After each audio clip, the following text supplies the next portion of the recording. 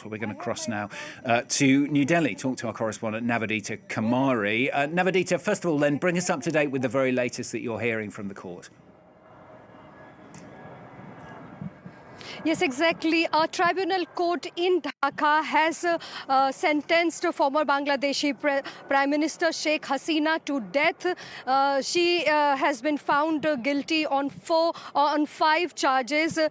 She faced charges of orchestrating and being the principal architect of mass killings against protesters, also ordering lethal force from air and on ground against protesters, ordering murder of individuals and in specific areas, and also of incineration and destroying evidence through disposing dead bodies, and also at large failure to prevent atrocities against civilians in July 2024 protest. So basically she's been found guilty of mass killings after the July 2024 protests, which was led by students and in which over 1,400 people were killed and more than 20,000 people were also wounded. Sheikh Hasina has denied all the charges on her part, and since Monday morning, when the verdict was supposed to take place in Dhaka, there has been a heavy presence of security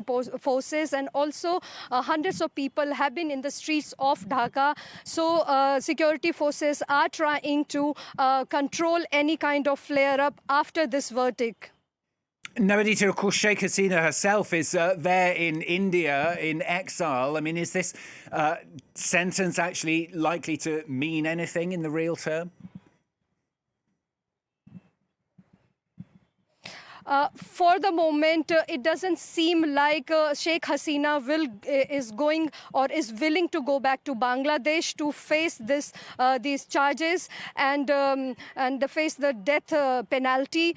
She's been here since August 5th, 2024, when the students-led protest compelled her to leave and take an exile here in India. And from here, she's been in recent days talking to some media through email, and in which she has expressed that she doesn't believe in the verdict of the court, which her party, the Awami League, has called a kangaroo court.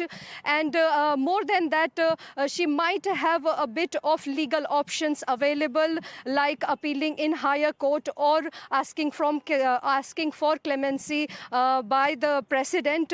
But these are very unclear right now, and we do not understand at this point what steps she is going to take. We also need to know that general elections in Bangladesh has been announced for February 2026, and there it will have a major consequence in the election, because Awami League, Sheikh Hasina's party, hold a major stronghold and support. 35% of voters still support her party, and the main opposition, BNP, and of course right now the interim government ruled by Muhammad Yunus, they all are trying to have this general election, and international observers will want a free and fair election, which will mean that her party, Awami League, which is at present barred from any political activities. So Sheikh Hasina's party, if it's not going to be allowed to participate in the elections, then we will have to see that whether the international community can call this coming election free or fair. Navedita, thanks very much. Navedita Kumari updating us then on that situation there, joining us there from New Delhi. Thanks very much.